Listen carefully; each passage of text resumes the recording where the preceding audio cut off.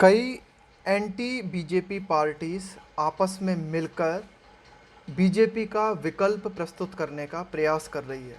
इसी संबंध में इस एडिटोरियल में हम चर्चा करने वाले हैं।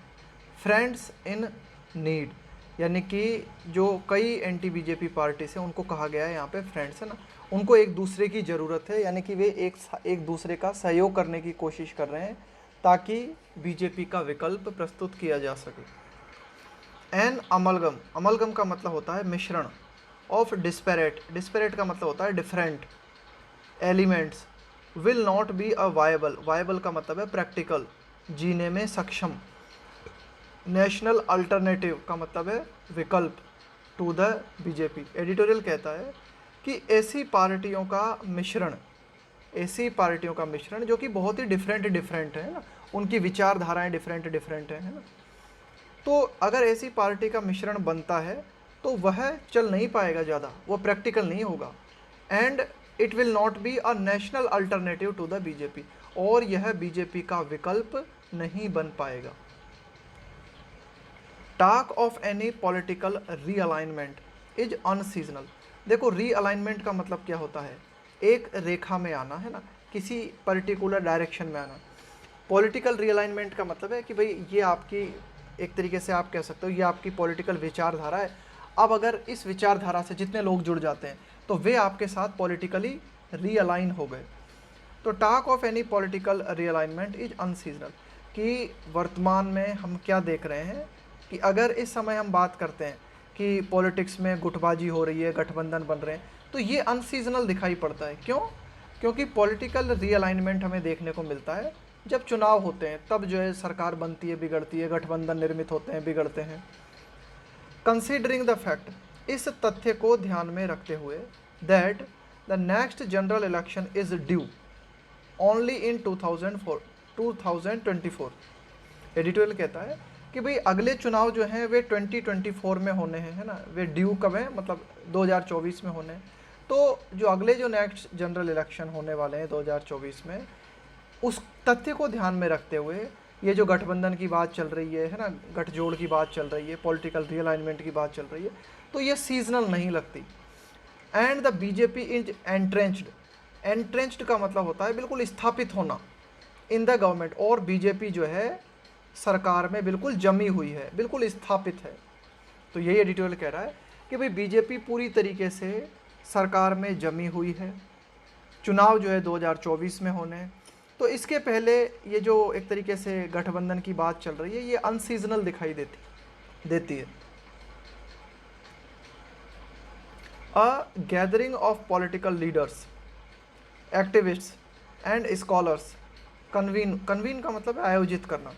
तो क्या हुआ, एक गैदरिंग ऑफ पॉलिटिकल लीडर्स की, एक तरीके से गैदर का मतलब क्या होता है, इकट्ठा करना लोगों को।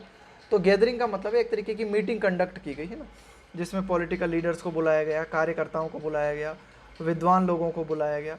और ये गैदरिंग, ये मीटिंग किसके द्वारा आयोजित की गई? तृणमूल कांग्रेस लीडर यशवंत सिन्हा के द्वारा ये बैठक बुलाई गई। कब? ट्यूसडे को। हाउएवर, हालांकि वाज प्रिसीडेड, देखो प्रिसीड का मतलब होता है के पहले, by a lot of speculation. तो ये जो मीटिंग बुलाई गई इसके पहले काफ़ी सारे अनुमान लगाए गए। स्पेकुलेशन का मतलब होता है अनुमान लगाना। अबाउट, अनुमान किसके बारे में लगाए गए? The emergence of a third front, emergence का मतलब होता है उभरना, ऑफ अ थर्ड फ्रंट। तो इस तरह के अनुमान लगाए गए कि भाई एक तीसरा मोर्चा उभर के सामने आ सकता है। बीजेपी हो गई, कांग्रेस हो गई, और एक और विकल्प सामने आ सकता है, तीसरा मोर्चा, जो कि बीजेपी के खिलाफ हो, oppose to the BJP. And sidelining the Congress, sideline का मतलब है एक साइड में कर देना, कि भाई कांग्रेस को साइड में करते हुए बीजेपी के अपोज में खड़ा हो सके। ऐसे तीसरे मोर्चे के बारे में अनुमान लगाया गया। जब अनुमान कब लगाया गया? इस मीटिंग के पहले। The Rashtra Manch is not intended to be a third front according to its organisers. अब ये जो मीटिंग जिसने बुलाई, जिसने इस मीटिंग को ऑर्गेनाइज किया, उन्होंने नाम दिया कि भाई ये जो मीटिंग में जो लोग शामिल हुए ना, उनको इन्होंने कहा राष्ट्र मंच हम बनाने जा रहे हैं। तो राष्ट्र मंच का इरादा ये नहीं है, इंटेंडेड का मतलब है इसका इरादा ये नहीं है to be a third front, Rashtra Manch का इरादा थर्ड फ्रंट होना नहीं है, अकॉर्डिंग टू, के अनुसार, इट्स ऑर्गेनाइजेशन, इट्स ऑर्गेनाइजर्स। तो ये जो मीटिंग आयोजित की गई, इसके जो ऑर्गेनाइजर्स थे, उन्होंने कहा कि भाई ठीक है, हम कई पार्टीज़ के साथ मिलकर राष्ट्रमंच निर्मित करना चाहते हैं। तो राष्ट्रमंच का इरादा ये नहीं है कि वह जो है तीसरा मोर्चा बने, but that doesn't mean the end of N exploratory politics ahead of 2024। देखो, एक्सप्लोरेशन का मतलब क्या होता है? एक्सप्लोरेशन का मतलब होता है भाई आपके पास जो जो स्कोप है ना, उन स्कोप का पता लगाना, उन स्कोप का फ़ायदा उठाना, उसको बोलते हैं एक्सप्लोर करना, कि भाई आपके पास जो भी विकल्प है आप उनको तलाशो। तो यही एडिटोरियल कहता है। भाई राष्ट्रमंच ने कहा है कि एक तरीके से हमारा उद्देश्य थर्ड फ्रंट बनना नहीं है, लेकिन इसका ये मतलब भी नहीं है कि जो एक तरीके से 2024 के पहले जो एक्सप्लोरेटरी पॉलिटिक्स हो सकती है। एक्सप्लोरेटरी पॉलिटिक्स का मतलब है कि भाई संभावनाएं तलाशना, कि कौन पार्टी किसके साथ गठबंधन में आ सकती है और क्या कुछ नए समीकरण बैठ सकते हैं। In fact, most parties have reasons to think and act towards a new alternative to the BJP।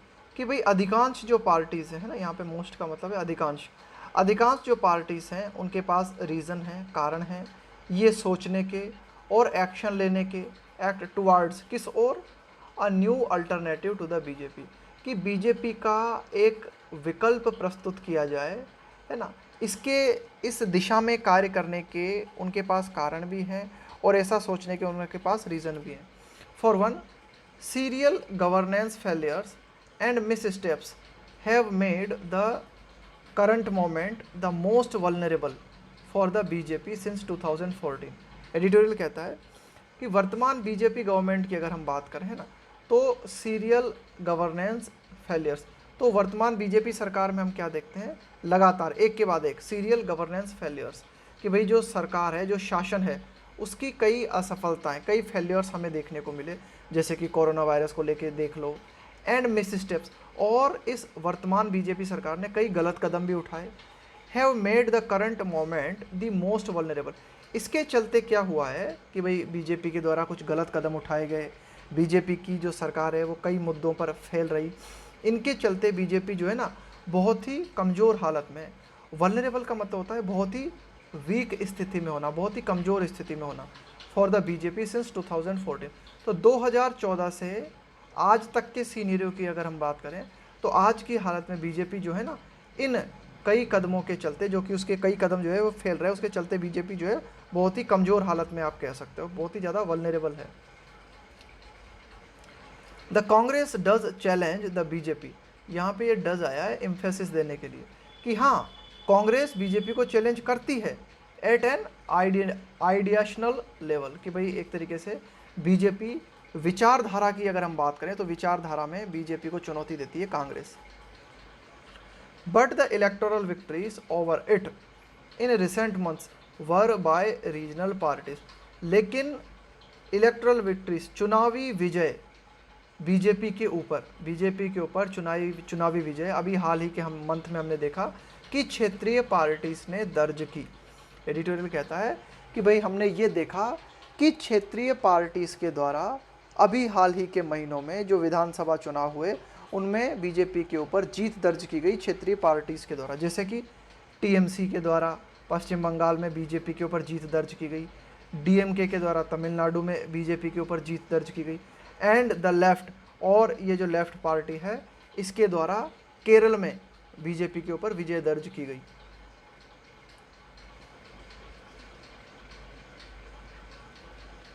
While Rahul Gandhi has a principled position against the BJP, editorial कहता है कि भाई राहुल गांधी की जो स्थिति है ना वो बहुत ही अच्छी स्थिति है बीजेपी के खिलाफ, है ना, उनकी कुछ पोजीशन नज़र आती है ना, उनमें एक दम नज़र आती है, लेकिन फिर भी हिज वैसिलेटिंग रोल का मतलब होता है कि भाई आपके ओपिनियन है ना वो डावाडोल है, कभी आप इधर बोलते हो कभी आप उधर बोलते हो, उसको बोलते हैं वैसिलेटिंग का मतलब है डावाडोल की स्थिति, है ना, आपके विचार जो है वो डावाडोल हो रहे हैं।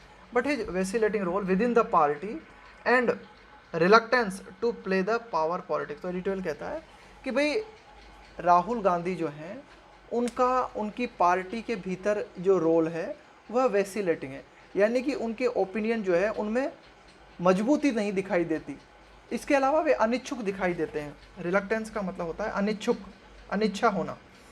To play the power politics, power politics का मतलब होता है ऐसी पॉलिटिक्स जिसके अंतर्गत आप अपना इन्फ्लुएंस बढ़ाने की कोशिश करते हो ना, आप अपनी पावर को बढ़ाने की कोशिश करते हो, गठबंधन करके, गठजोड़ करके, किसी को अपनी तरफ मिला के।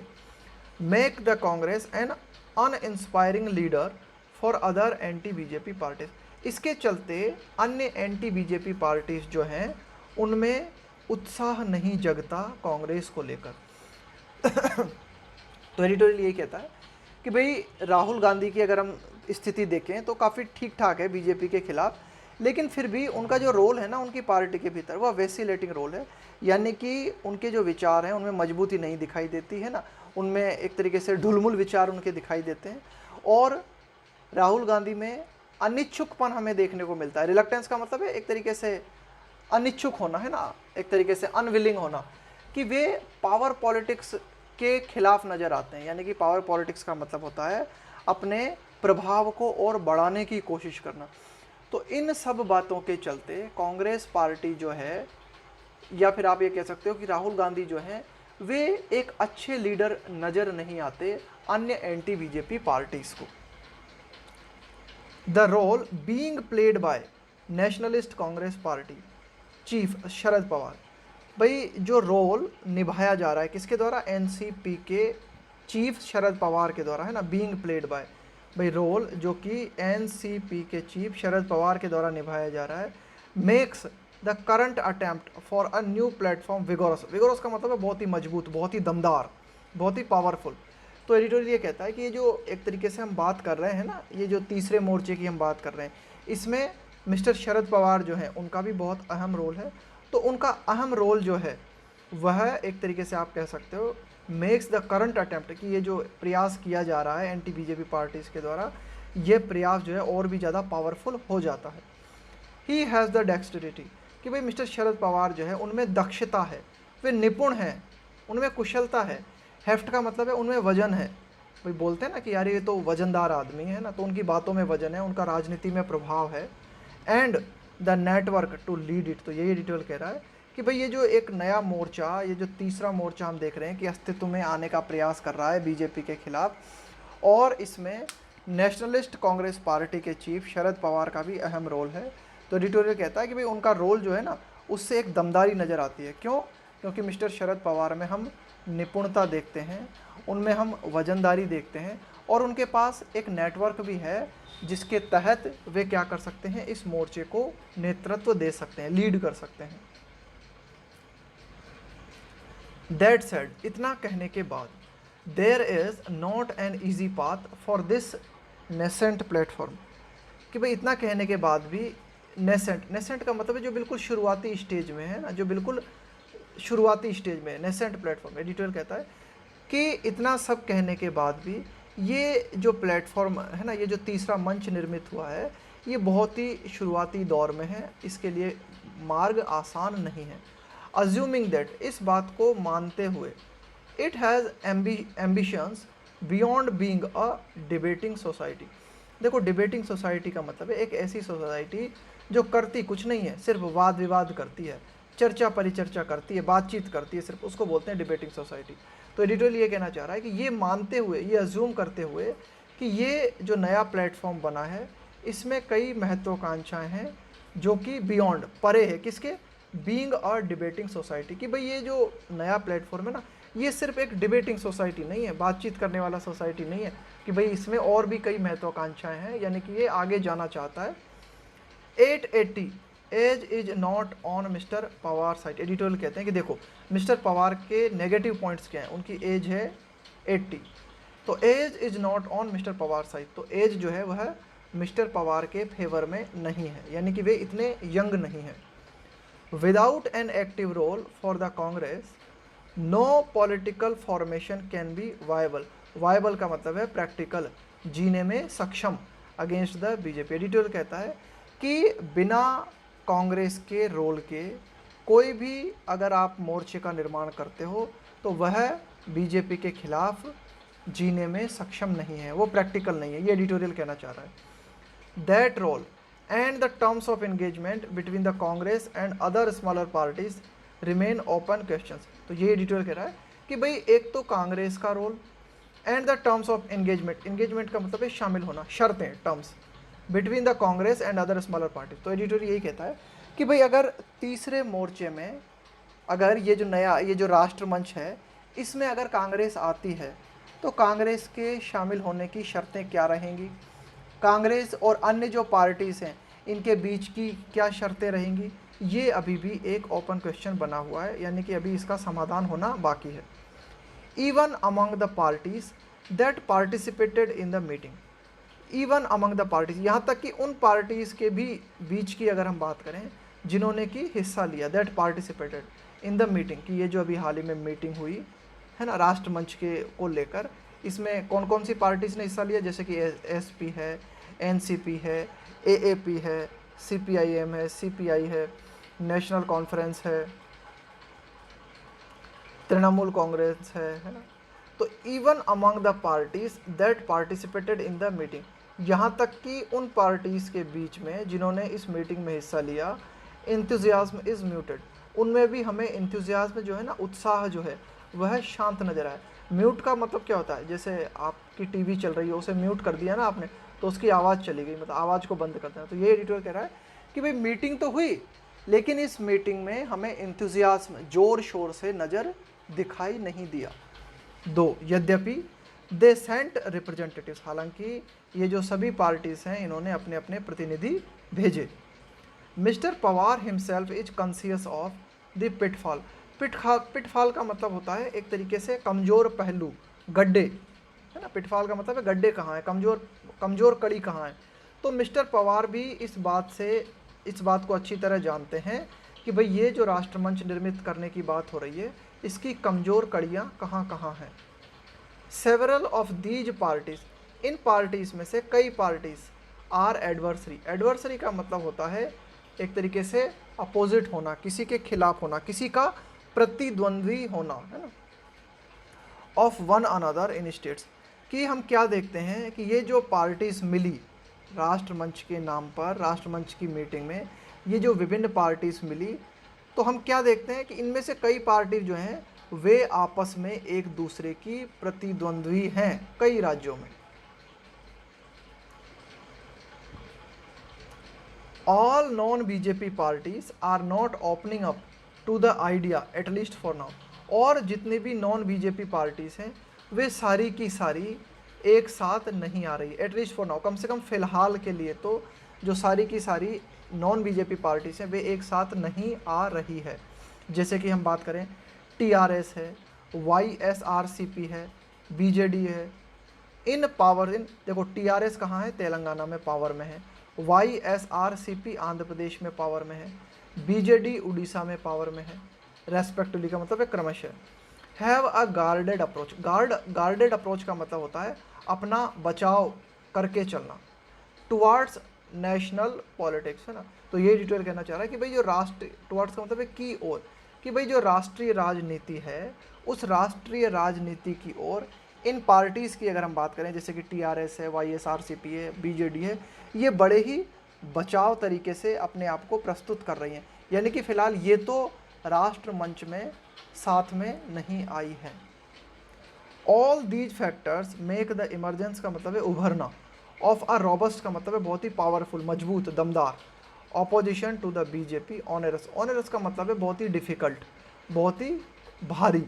तो ये एडिटर कह रहा है कि ये जो सारे की सारे फैक्टर्स हैं ये make the emergence of a robust opposition to the BJP, इन सारे फैक्टर्स के चलते बीजेपी के खिलाफ एक मजबूत विपक्ष उभरे, ये बहुत ही डिफ़िकल्ट हो जाता है। ये एडिटोरियल कहना चाह रहा है ना, टू द बीजेपी ऑनरस है ना, कि ये बहुत ही डिफ़िकल्ट हो जाता है इन हालातों को देखते हुए, इन फैक्टर्स को देखते हुए ये बहुत ही डिफ़िकल्ट हो जाता है कि बीजेपी के खिलाफ एक मजबूत ऑपोजिशन उभरे।